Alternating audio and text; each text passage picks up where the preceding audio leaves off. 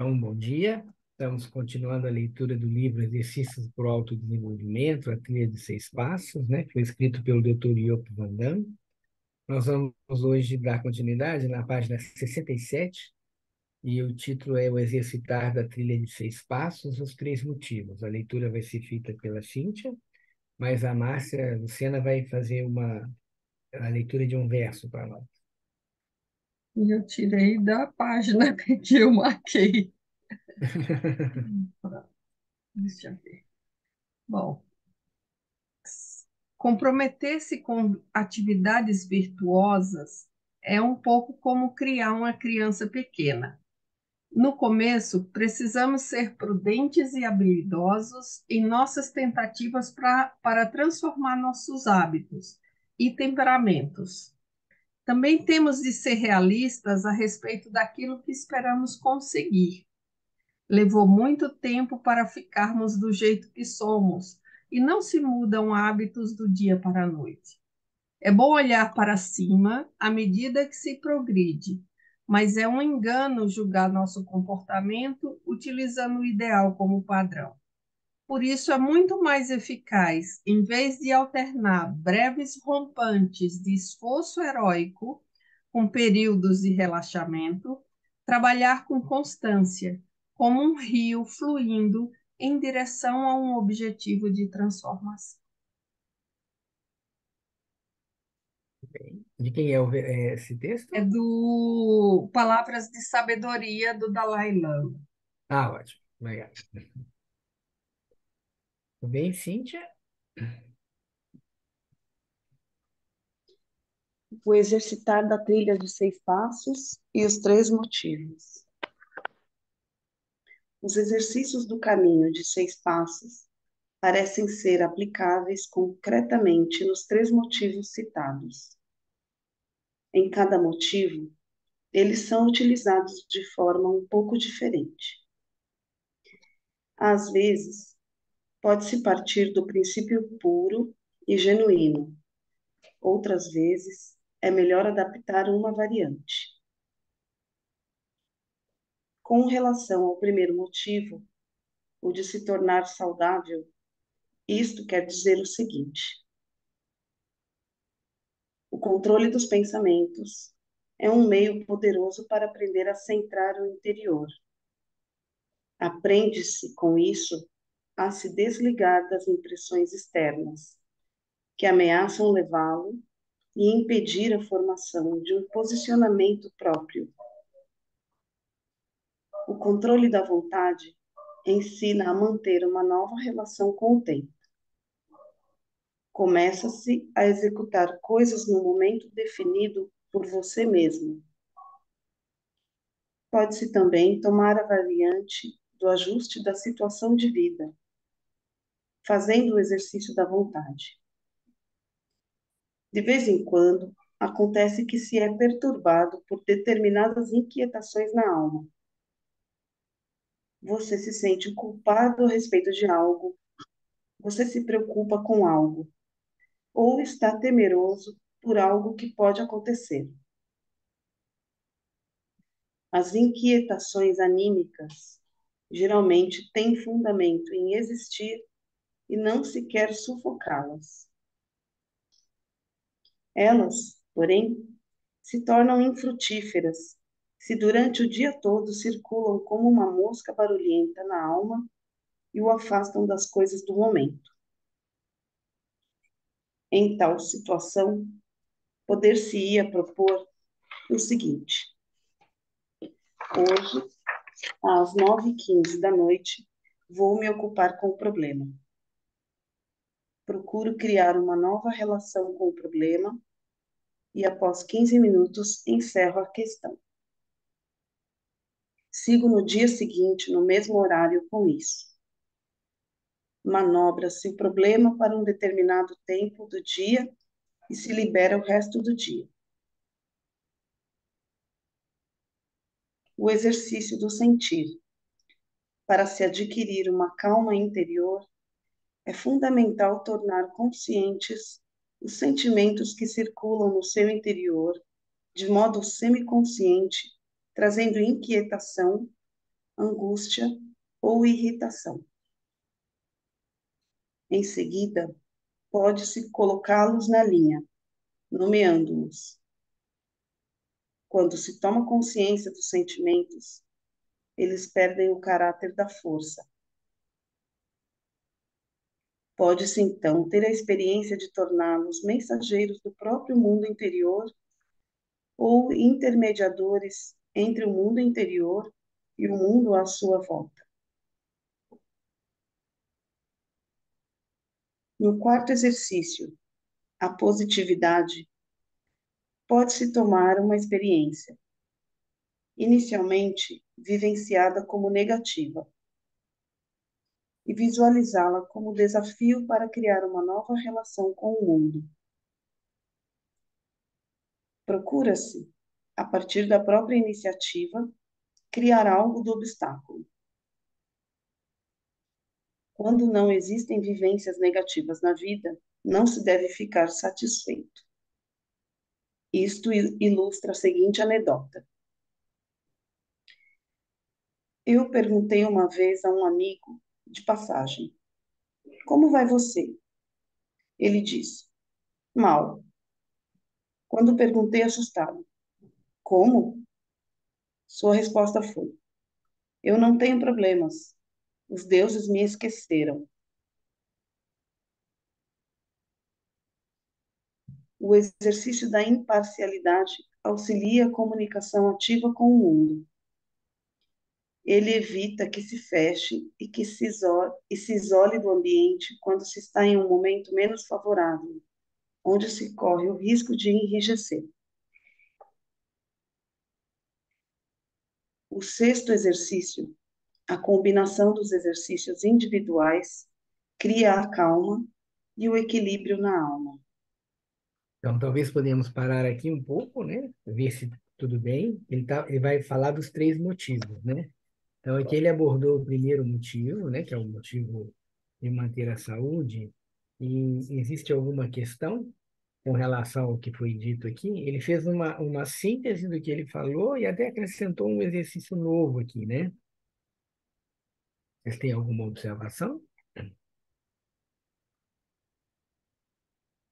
Eu achei bastante interessante quando ele fala que nas inquietações anímicas do controle da vontade, né?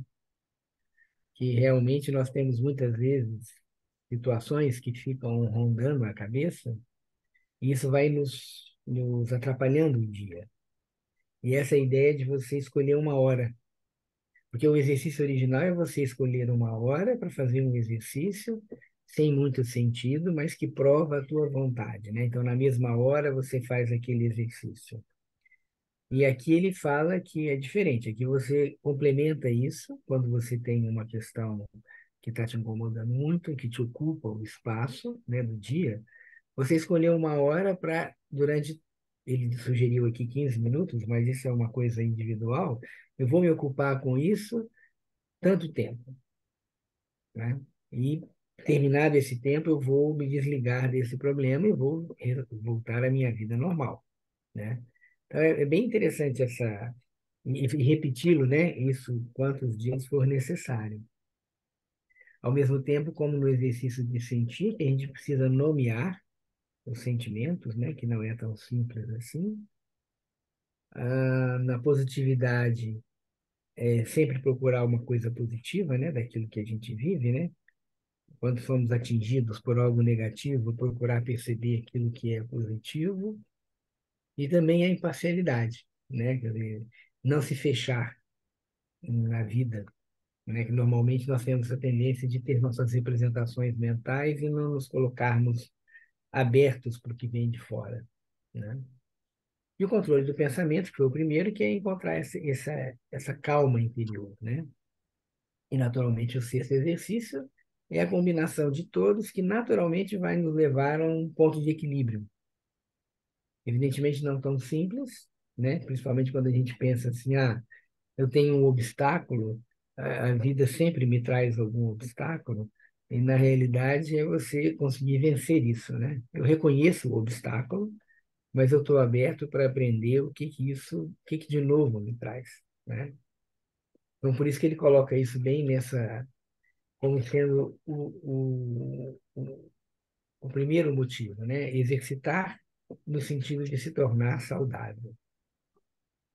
Alguém acha que tem alguma dificuldade especial com esses exercícios?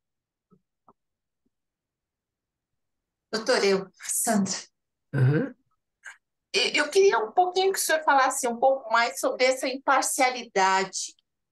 Hum, Eu não consigo, assim, entender esse exercício, que ele é importante, né, uhum. na medida. Eu não.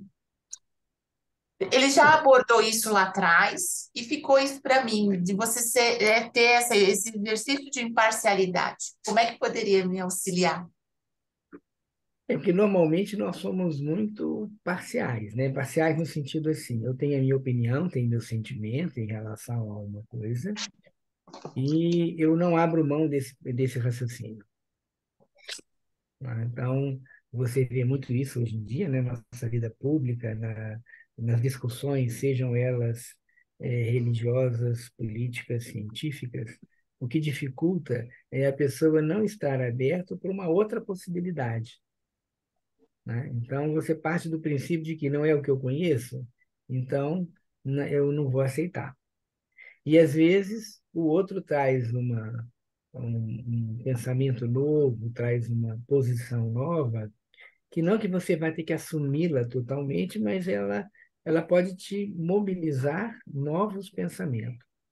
Mas, para isso, eu preciso ser imparcial. Né? Então, se eu estou, por exemplo, né, em família, né, duas pessoas discutem, eu gosto mais de uma pessoa do que de outra, e eu sou parcial na minha posição. Eu prefiro essa pessoa, eu vou ficar do lado dela. E às vezes o que essa pessoa está defendendo é indefensável, mas eu estou parcialmente envolvido, né? Então a imparcialidade seria isso, né? Então, seria a mesma Obrigada. coisa que pensássemos assim: nós somos espiritualistas, né, pela antroposofia, e um materialista falasse uma coisa baseado numa realidade do mundo, e eu não aceito porque ele é materialista. Né? Eu já parto do princípio de que ele está errado. Né? Então, isso seria a imparcialidade, assim, não se enrijecer. Quando ele fala aqui, é, ele evita que se feche, se isole do ambiente, né? Principalmente quando você está num momento menos favorável, né? Porque quando a gente está num momento menos favorável, é mais difícil você manter esse equilíbrio interno, e aí você vai se enrijecendo. E como a vida hoje traz muitas situações não favoráveis, de sobrevivência, né? De reconhecimento, né? De saúde, de uma maneira geral, a nossa tendência a enrijecer é cada vez maior. E por isso as polarizações, né? Então, nós já comentamos aqui, as polaridades fazem parte da vida. As polarizações é que são os problemas. E a polarização vem por falta da falta da imparcialidade, né? Obrigada, doutor. Eu acho que a Marta ia falar. A Marta não ia falar, Marta. Você tirou o microfone, eu achei que. Não, eu só ia comentar que todos são difíceis, eu estava vendo aqui, né? O senhor perguntou se tem alguma dificuldade maior em alguma. Eu acho que essa questão do sentir, o exercício de nomear o sentimento, já ajuda muito, né? Uhum. Esse auto-perceber. Mas eu só ia comentar isso. Todos são difíceis, na verdade, num certo grau. Só isso. E nós já comentamos aqui que nomear sentimentos não é uma coisa muito simples, né? É. Embora nós tenhamos aí muitos sentimentos, né? Então é interessante começar a exercitar a nomear o sentimento quando ele acontece, né? Uhum. E se eu não sei nomeá-lo bem, pelo menos eu começo não deixando escapar o que é, mas pensando, é um sentimento positivo ou negativo?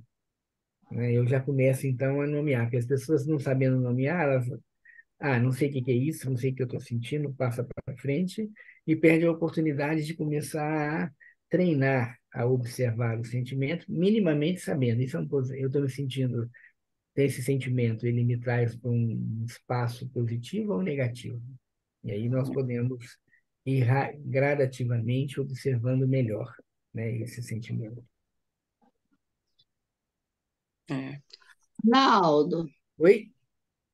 Eliene, aqui, vocês estão me ouvindo? Estamos te ouvindo, estamos te ouvindo. O exercício que eu tenho mais dificuldade, que eu não consegui nenhuma semana, é o da vontade. Esse eu tenho feito até um gráfico assim, na semana, quantas vezes eu consegui fazer.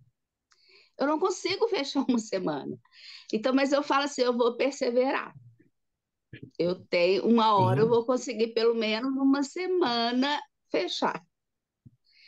Sabe? Aquele exercício de você marcar o horário, tal atitude, tal comportamento. Eu falo assim que está sendo um esforço muito grande. mas Eu não isso que... sei vocês aí, se já Não, isso... conseguiram, se... Não, isso a própria perseverança já é um exercício da vontade, né? E você vai É, melhorando isso com o tempo. Não é tão simples, e mesmo pessoas que já estão acostumadas a fazer o exercício, um dia escapa, entende? Aí o importante é a perseverança, né? E não desistir. é isso que eu tenho feito. Né? Toda semana eu começo de novo. Então vamos lá, vamos seguir. Um dia, pelo menos uma semana, quando eu conquistar, fazer uma semana, eu já vou estar feliz. É. Aí cuidado para não relaxar, né? Aí Não, consegui, aí não. relaxa. Aí vou aumentando, né? Um mês, Tá ótimo. Nossa, mas mas é é uma meta isso, para ver arrojada, mais. Eliane. Oi? É uma Oi? meta arrojada. É uma meta arrojada. É, Eu tá gostaria só ótimo. de falar uma coisa, dar uma Ah, dica. Tem uma música do Arnaldo Antunes chamada Socorro, não sei se vocês conhecem. É hum, uma música bastante assim depressiva, né? Na verdade, ele pede socorro. A letra da música é um pedido de socorro, porque ele diz que já não está sentindo nada, nem amor, nem dor, nem calor, nada. E aí um refrão, ele pede um sentimento, qualquer um que sirva, né? Ele diz tem tantos sentimentos, deve ter algum que sirva. Meio que esse pedido para nomear o que é isso que ele está sentindo. uhum. Então, assim, gente, Arnaldo Antunes, eu acho eu gosto tanto dessa música, não que eu ouço sempre, porque realmente ela é bem, bem depressiva, mas eu acho uma genialidade a letra, porque entra nisso que a gente estava falando, da dificuldade de nomear os sentimentos, o que é isso que a gente sente às vezes, claro que quando é um sentimento de felicidade, a gente simplesmente fala que é felicidade e tudo bem. Agora, realmente, um sentimento de dor, de angústia, é muito difícil da gente nomear e de fato causa algo no corpo mesmo, né? A gente sente algo, cada um tem a sua forma de sentir isso no corpo, eu digo, mas de fato tem algo ali. Então eu super recomendo para que depois a Uhum. gente ouça essa música, chama Socorro, é do Arnaldo Antunes. A gente Socorro. vai se identificar com essa fala nossa. Obrigada. Legal, legal. Eu tive a impressão que a Maria ia fazer uma pergunta. Eu tenho uma pergunta, assim, Ronaldo. Eu também tenho uma dificuldade que é essa imparcialidade, de Uhum, entender bem e de como trazer isso diariamente para a vida, sabe? uhum. Eu acho que o primeiro passo, que acho que é interessante, é você pensar assim, perante o dia, né? Quando você faz uma avaliação, eu me abri para algo novo ou eu mantenho-me sempre sem abrir mão de meus princípios? Aqui é importante a gente perceber que tem hora que eu não posso abrir mão do meu princípio mesmo, né? Aliás, é bem interessante hoje em dia, nós estamos vendo muitas mudanças muito rápidas e que vão contra aquilo que nós aprendemos, né? Então eu preciso estar aberto, mas eu também não preciso me vender só porque é moderno e porque é o pensamento de hoje. Então, a imparcialidade não quer dizer também que eu tenha que aceitar tudo, mas eu tenho que me abrir, eu procurar me abrir para tudo. Essa é a diferença, né? Então, não é um exercício passivo, né? Porque dá a sensação de que é um exercício passivo, né? Na realidade, é eu estar aberto, mas sem perder a minha identidade. Então, é isso que é. Então, não quer dizer que eu vou ser imparcial e tudo que me falarem agora eu vou aceitar. Não é isso, né? Senão, nós também não mantemos a nossa individualidade. Não sei se ajuda, Maria, mas o importante é pensar nessa questão assim de procurar não se enrijecer, Obrigada, Ronaldo. certo? Vamos então, Cíntia, vamos para o segundo motivo. Vamos. Deixa eu só achar.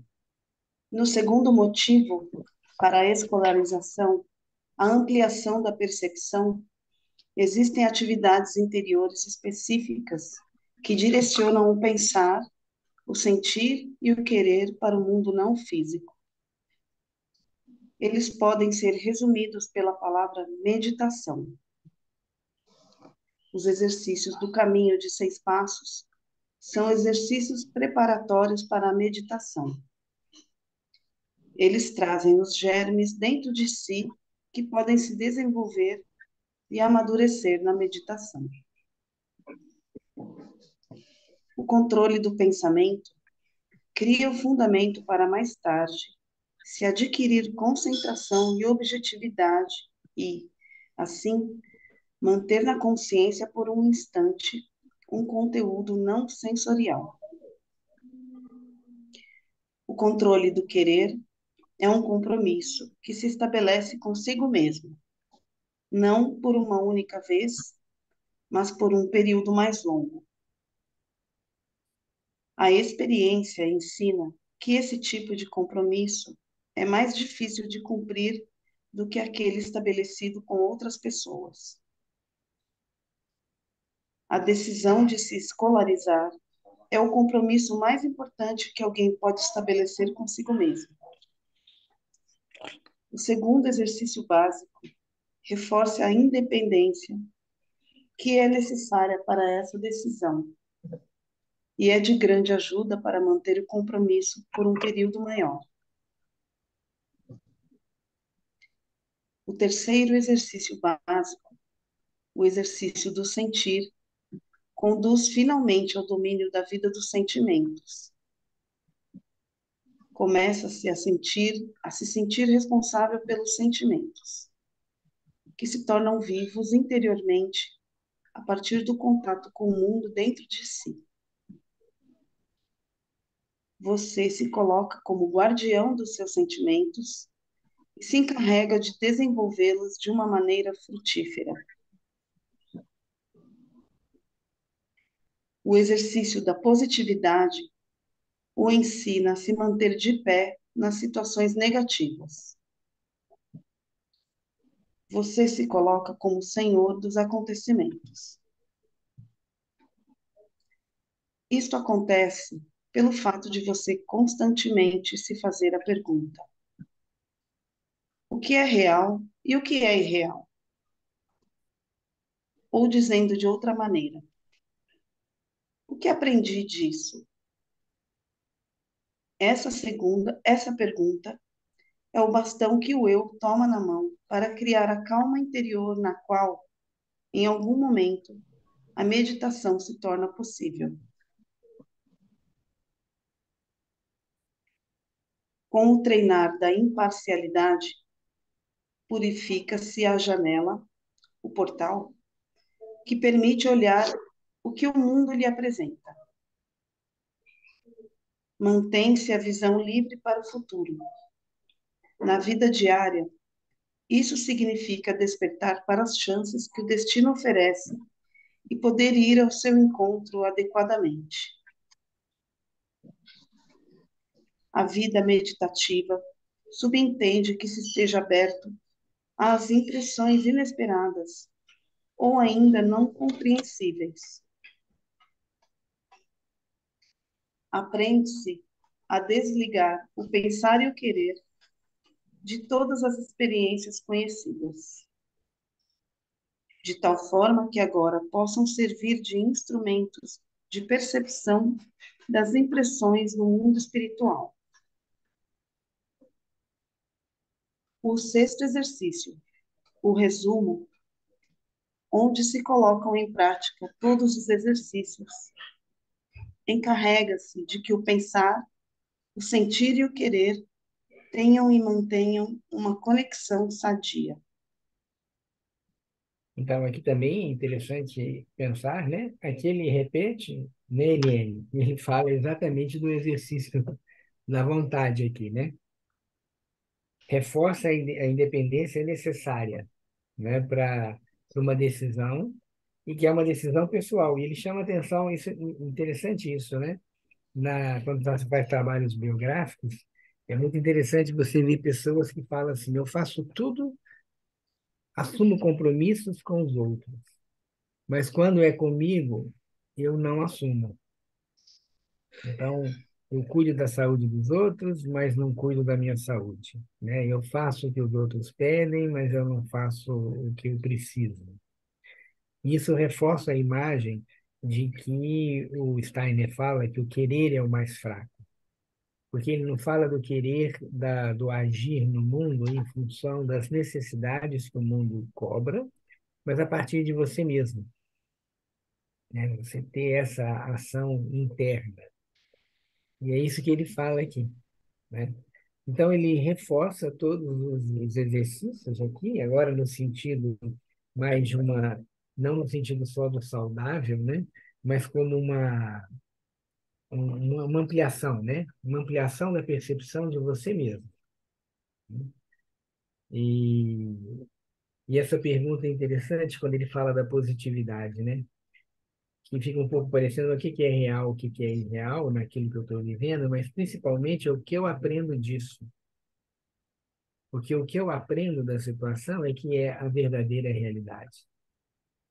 Porque nós podemos ser expostos à mesma situação negativa, a situação externa é uma, mas o que vai ser realidade para mim é o que eu aprendi e como eu conduzi isso.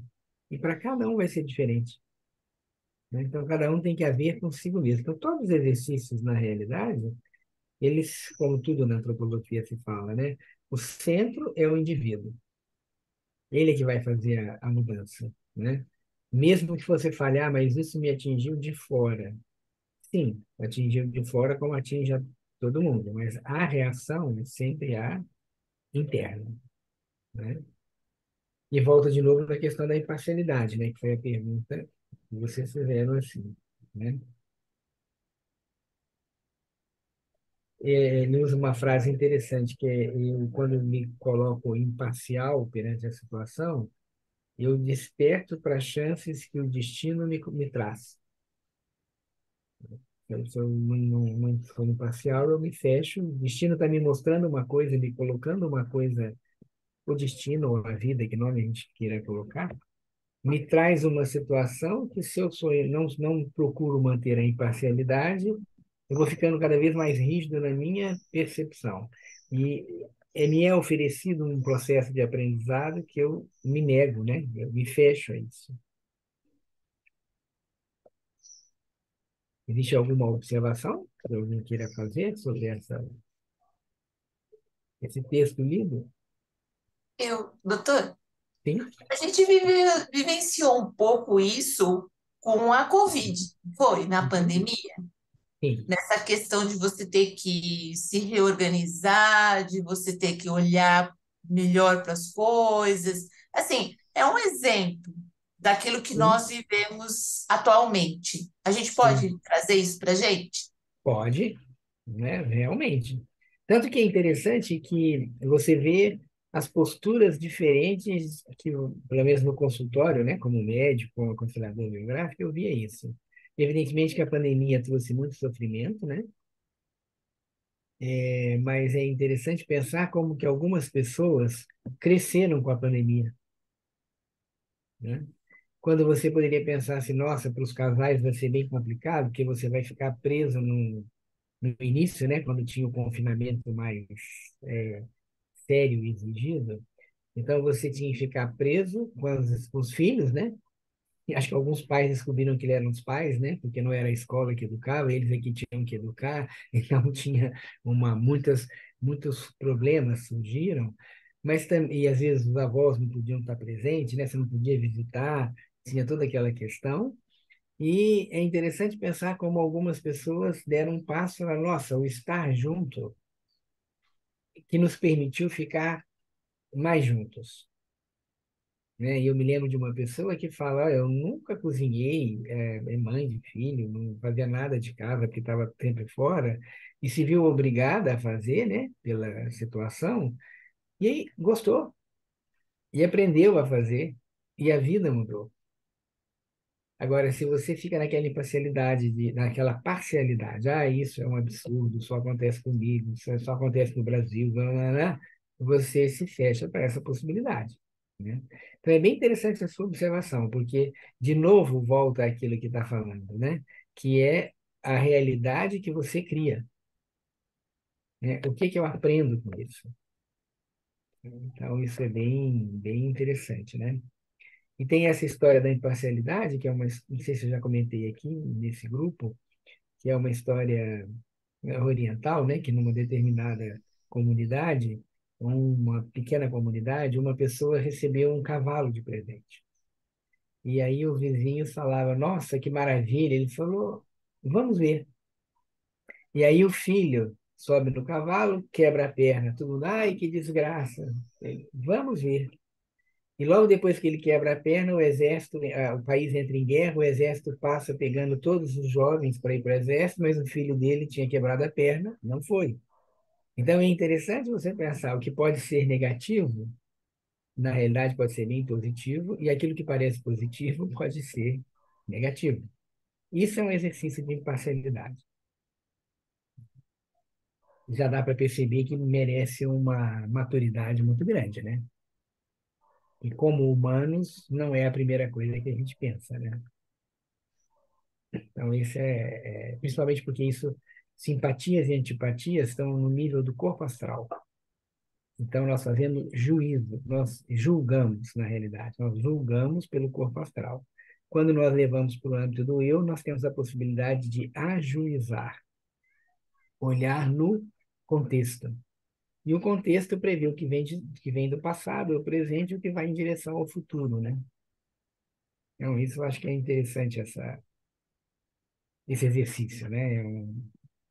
Isso precisa ser exercitado mesmo, né? Tudo bem? Vamos o terceiro motivo. Vamos. Também para o terceiro motivo, a vontade de ser ativo numa comunidade ou na convivência desta, os 6 exercícios oferecem uma ajuda direta e concreta. Com referência na descrição dos exercícios que Rudolf Steiner indicou em O Conhecimento dos Mundos Superiores, o aspecto social é imediatamente reconhecido. Eu gostaria de mencionar uma outra forma de trabalho para o elemento social que se torna possível quando combinamos os exercícios básicos com a retrospectiva do dia. Rudolf Steiner descreve como, durante um encontro de 2 pessoas, se desenrola um processo que pode ser comparado com o adormecer e o despertar. Quando uma pessoa se pronuncia, a outra pode se abrir quando está disposta a silenciar por completo seus próprios pensamentos e sentimentos. Isto quer dizer, deixar adormecer. Normalmente, uma pessoa resiste a esse fenômeno por um tempo limitado. Com o acordar, novamente subentende-se que ele torna seu eu ativo através da autoexpressão. Em uma comunidade, pode ocorrer que um dos seus membros irradie uma força tal que outros se abram cheios de entrega para suas concepções e expressões. O perigo está no fato de que eles adormeçam demasiadamente diante dessa pessoa e fiquem eles mesmos insuficientemente acordados. Uma comunidade existe, então, a partir de um menor número de individualidades, pelo fato de um determinado número de pessoas renunciarem parcialmente a si mesmas e se tornarem uma cópia do líder honrado. Dessa maneira surgem situações de dependência. Para a formação de comunidades modernas, isso é um obstáculo. O inverso também pode ser um impedimento. Quando o respirar do adormecer e acordar não ocorre e os participantes permanecem acordados durante o tempo todo, então nada surge entre eles. Como podemos administrar conscientemente o processo do adormecer e do acordar? Como podemos administrar conscientemente o processo do adormecer e do acordar? Podemos fazê-lo quando estamos sós.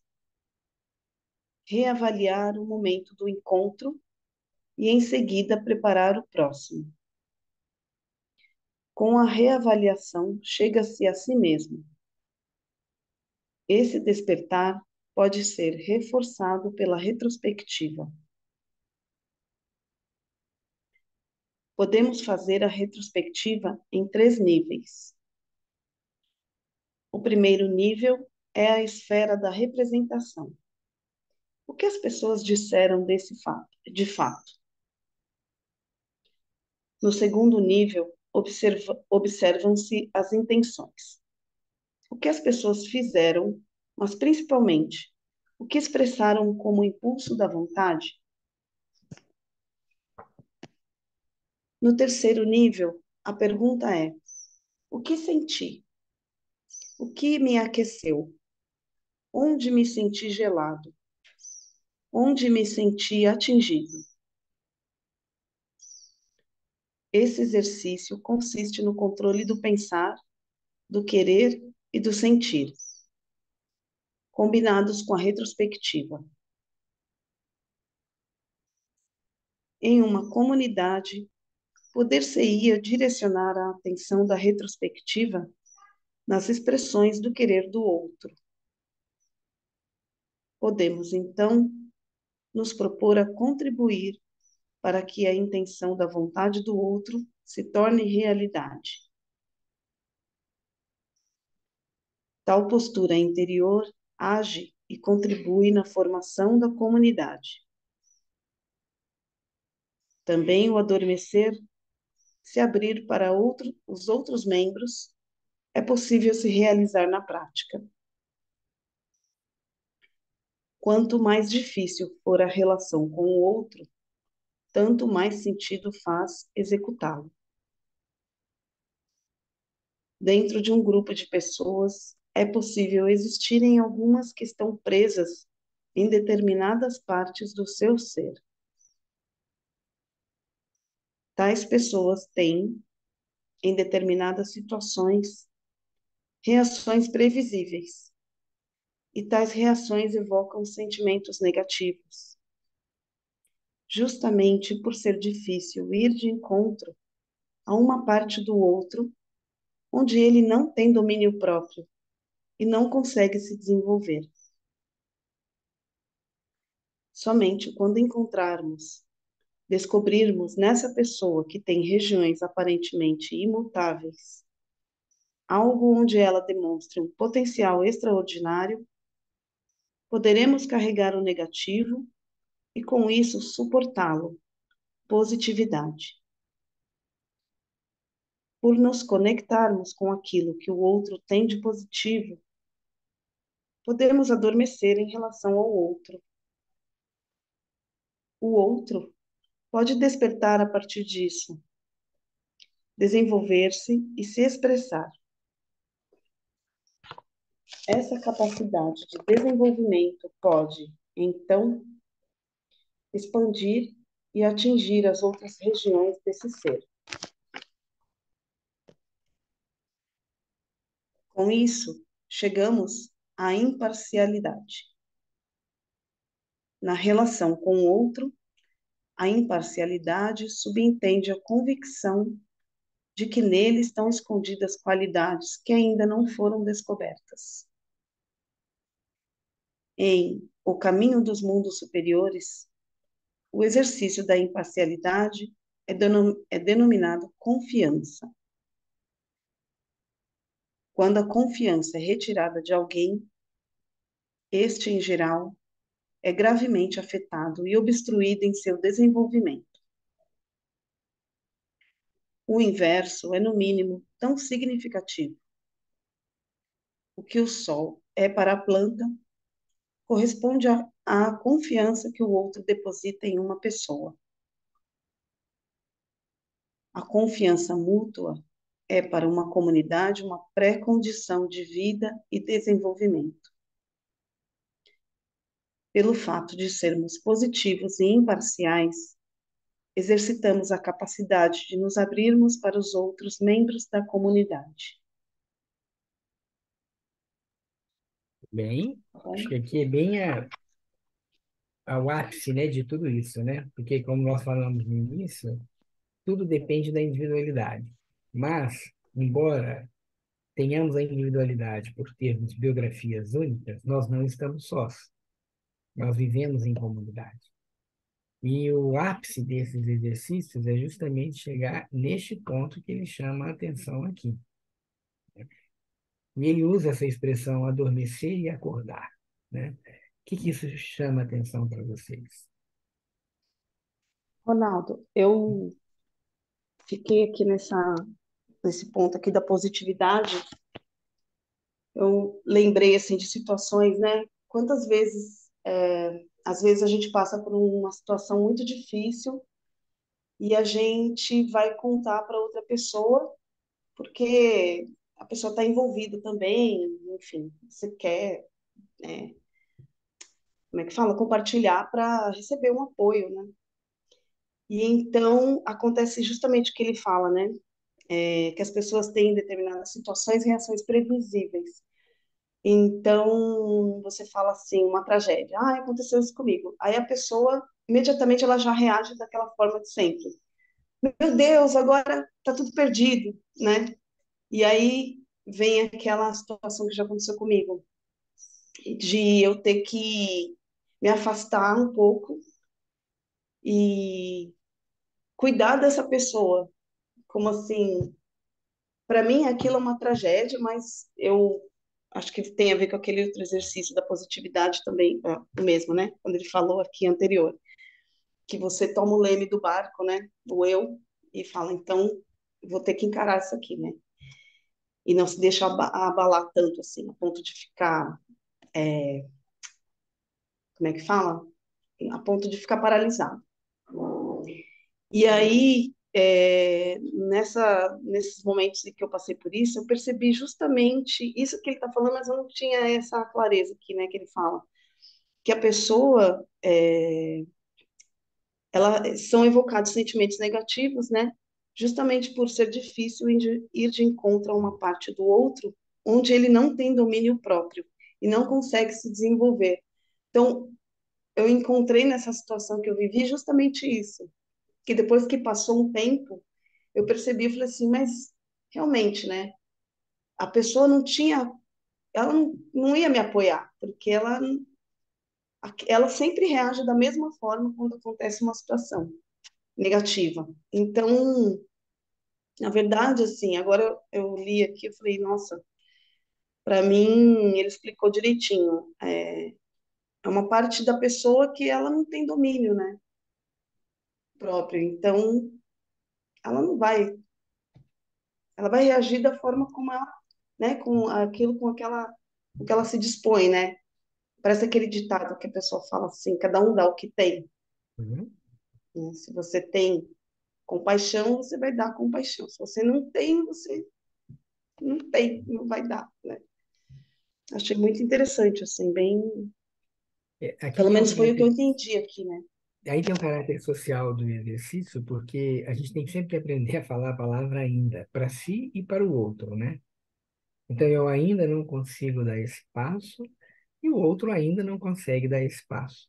Quando eu ajo da melhor forma positiva em direção ao outro, eu também estou tendo um aspecto de possibilitar ao outro atingir aquilo que ele não atingiu. Porque se eu consigo perceber, se eu percebo que o outro não consegue me dar o que eu gostaria, e isso me causa irritação e eu me fecho, isso só vai criando mais aquela velha história, né? Eu crio laço ou faço nó. Então, esse aspecto aqui é que é positivo da gente perceber, né? Dessa positividade, não é que eu vou fechar os olhos porque o outro faz errado, mas eu perceber que existem possibilidades. Então, se eu, não aqui, mas em outro local, né, é dito isso, que se eu tenho uma dificuldade com uma pessoa, o que eu tenho dificuldade eu já sei. Então, agora eu tenho que fazer o exercício de olhar o que que essa pessoa tem de positivo. Então, às vezes, em determinadas empresas ou iniciativas, você tem pessoas que são muito chatas, que são muito rígidas, são grosseiras, mas eu tenho que entender que sem essa pessoa, a parte administrativa não andaria. E aí, essa iniciativa se destruiria e você fala, nossa, o importante é ser aberto. Realmente é. Mas essa pessoa ainda não consegue, mas ela consegue outras coisas que outras pessoas não conseguem. Esse é o exercício da positividade. E se eu evito de me enganchar nesse lado negativo do outro, as coisas podem ir melhorando, né? Mas se cada um também se fecha, aquele é o chato, aquele é o que reclama, e eu vou me fechando, fechando, fechando, a ponto de que essa pessoa até é expulsa, e aí fala, bom, tudo bem, quem vai fazer esse trabalho? Aí você vai olhar para o lado e vai descobrir que não tem ninguém que faça esse trabalho, né? Tão bem quanto essa pessoa. Então, isso não quer dizer que você não vê, que você não espera que as pessoas evoluam, né? Mas se eu me fecho, fica cada vez mais difícil. Eu acho que não sei se a Marta ia falar alguma coisa, Marta, e tem duas Martas, né? Tem a Marta Solange, eu achei que a outra Marta também ia falar, mas quem está com É, a mão levantada é a Marta. Pode falar, Marta. Campani. É. É. Não, assim, só complementando isso que a Cíntia falou, eu acho que quando ela disse que quando tem algum problema, que vai procurar alguém, né? Eu acho que a gente faz isso de uma maneira instintiva para, entre aspas, se proteger nessa imparcialidade, porque a gente vai falar alguma coisa para quem a gente sabe que vai falar alguma coisa que a gente quer escutar. A gente deixa de se expor para uma pessoa que de repente não vai passar a mão na sua cabeça, que não vai concordar com aquilo que você fala, com aquilo que você pensou, né? Então, eu acho que a gente acaba intuitivamente ou instintivamente ou de uma maneira medrosa, não se expondo de uma maneira imparcial, né? Uhum. Bem, obrigado. Márcia, você ia falar alguma coisa, Márcia? Sim. Não, eu estava lembrando do que você está dizendo. Eu ainda não consigo carregar esse passo, o outro ainda não consegue dar esse passo, e essa coisa da positividade. E me veio ontem, eu estava fazendo uma entrevista com uma pessoa para um trabalho, né, com o biográfico, e aí ele falando do momento dele, falou sobre a ex-mulher. Uhum. E aí ela trouxe ele trouxe que ela assim não tem qualidade nenhuma, que ela é isso, aquilo, começou a falar um monte de palavras que desqualificavam a ex-mulher. E aí eu disse, e o que ela tem de positivo? Vamos Uhum. precisar então olhar o que ela tem de positivo. Aí ele ele falou assim: bom, então agora você não está me propondo só um trabalho para olhar para a biografia, você está me propondo escalar o Everest.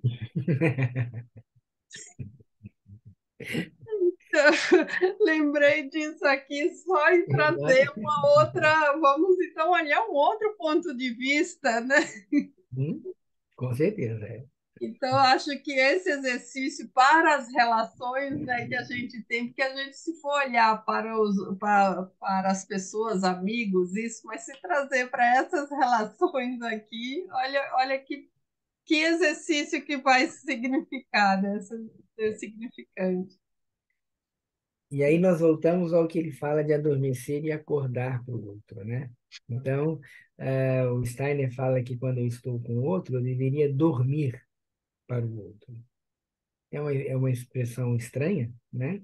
Uhum. Mas porque, na realidade, se eu estou acordado em mim, eu tenho muito pouca possibilidade de perceber o outro.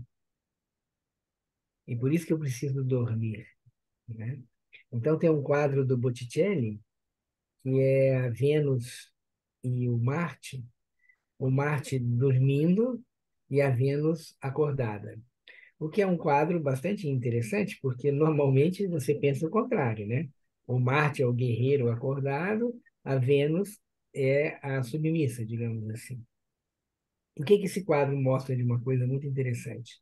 É que a Vênus, a força do planeta Vênus, é a força da escuta. É uma característica bem arquetipicamente feminina, nada a ver com gênero, é arquetipicamente feminina. E o Marte é a fala, que é uma atitude arquetipicamente masculina. Então, aquele quadro, que é bem interessante, ele mostra que quando alguém fala comigo, a Vênus tem que estar acordada e o Marte tem que estar dormindo, o que normalmente não acontece. Porque quando eu estou numa conversa com a outra pessoa, eu posso até estar com a boca fechada, mas internamente o meu Marte está falando comigo para que eu possa encontrar a resposta melhor para dar para essa pessoa e, de preferência, vencer esse embate. Isso é bem marcial, né? Então, eu estou acordado. A gente até fala que o Marte, quem tem muito Marte, é uma pessoa que acorda o ambiente. Ele chega com força, com ideias, com inovações, né? Só que às vezes pode ter alguém no ambiente que saiba mais do que ele, mas ele é que entra e vai tentando fazer esse aspecto, né, de colocar-se. Então, o adormecer para o outro é essa característica que ele cita aqui.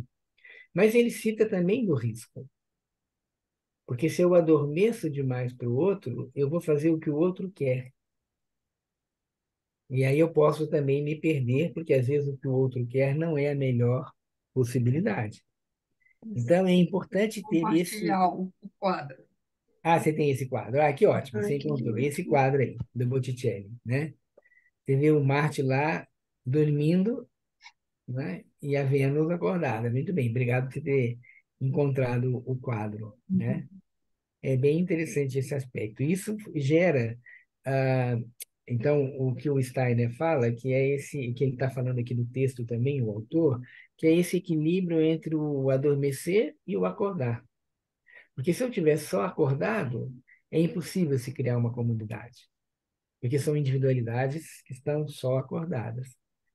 Se eu estiver só dormindo, também eu crio uma massa que não tem crítica, né? E uma pessoa domina e os outros repetem. Então, e o Steiner tem uma expressão interessante, ele faz uma pergunta, né? Quando que nós somos seres sociais? A pergunta é, nós somos seres sociais ou antissociais? E aí, baseado no que está escrito aqui, é o que ele diz que, na realidade, nós só somos, no estágio atual de evolução, nós só somos sociais verdadeiramente quando nós dormimos. Porque no dia a dia nós somos antissociais, porque temos as nossas posições e tudo mais.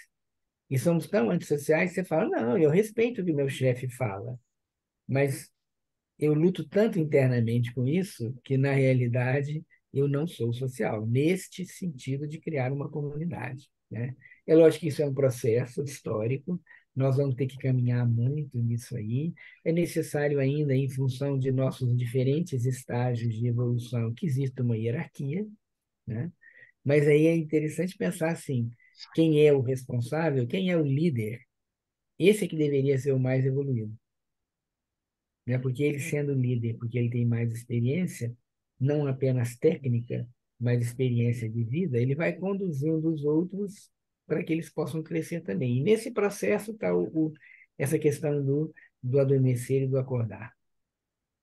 E usar todos os 6 exercícios, né? Para que isso possa ocorrer positivamente. Cíntia? Eu vi a hora agora, eu sei que já está em cima, mas se você pudesse falar sobre essa retrospectiva em 3 níveis, como que a gente poderia fazer isso na prática, assim, que eu fiquei meio, que eu estou É, acostumada com aquela só de observar. nós temos a retrospectiva que nós usamos na antropologia, que é você olhar para você e pensar tudo que você viveu, né? E fazer retrospectivamente do último momento, do momento em que você começa a retrospectiva, até o momento que você vai começar a experiência do dia, né? Porque isso é um exercício da vontade também, porque a vida anda num sentido e você faz no sentido oposto, né?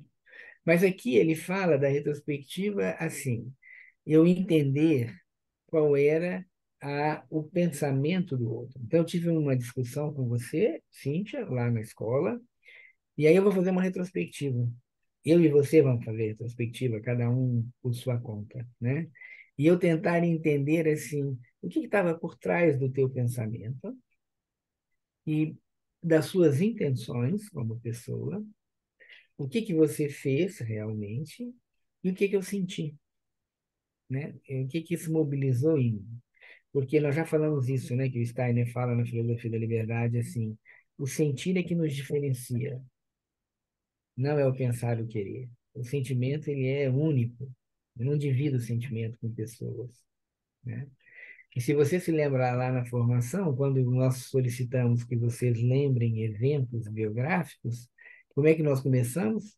Olha o que estava acontecendo lá fora, que época do ano, que dia, qual a roupa das pessoas. Aí você vai entrar e vai, o que eu senti, o que eu pensei, senti e agi antes da cena, o que eu estava pensando, sentindo e fazendo antes da cena, o que aconteceu durante a cena no pensar, sentir e agir, e o que isso tem repercussões no futuro, que naturalmente vão passar pelo pensar, sentir e agir. Então, é um exercício de usar, né, essa capacidade de observar fielmente o pensamento, conseguir abordar qual é o sentimento que eu tenho e qual é a verdadeira ação, se ela é uma reação ou se ela é uma ação. Então, isso que é o que ele propõe, que eu entendo que ele propõe aqui, é esse aspecto. Muito bom, obrigada. E, geralmente, quando a gente termina uma situação, a gente não quer ou não quer mais pensar nela, né? Ou pensa nela, assim, só recrudescendo a sua opinião. E aí a gente deveria sempre pensar assim, acabou, foi resolvido, mas eu vou perder um tempinho para olhar isso, pensar objetivamente. O que estava acontecendo com o outro, comigo, com os outros e comigo? E aí eu faço o processo de aprendizado. Se eu fecho aquilo e coloco numa gaveta, né? Ah, já acabou. Eu coloco numa gaveta, eu não vivencio. Isso, inclusive, é mais difícil quando se tem uma situação de confronto em que eu venço a situação do confronto naquele momento e fico todo com soberba de que aprendi, de que eu ganhei, eu perco a oportunidade de olhar que talvez eu ganhei em cima de erros, né? E que vão trazer problemas no futuro. E outra também, quando a coisa é muito boa, que legal que foi, e eu perco a oportunidade de perceber quantas coisas escaparam de uma conduta adequada naquilo que foi bom, né? Então, é eu sempre estar acordado para a situação. É um desafio, né? Porque nós temos muito essa pressa do, olha, acabou isso aqui, passa para trás, né? A fila anda, né? Esse era um problema, vamos para outro problema. E aí não vou trabalhando em cima disso. Então, quando a gente olha, é aquilo que a gente sempre fala na antropologia, né? Quando você lê os exercícios, sejam dados por Steiner ou por pessoas que trabalharam em cima deles, a leitura é compreensível, fácil. A questão é exercitar, né? Certo? 6h36. vamos encerrando, 9h36. desejando uma boa semana para você, um bom fim de semana ainda, uma boa semana, né? E Muito continuar obrigada. comigo. Bom final de semana para todos. Beijo, bom final de semana. Bom final de Obrigada. semana para todos. Gratidão Tchau aí. para todos. Obrigado. Tchau. Tchau. Tchau, gente. Tchau. Bom domingo.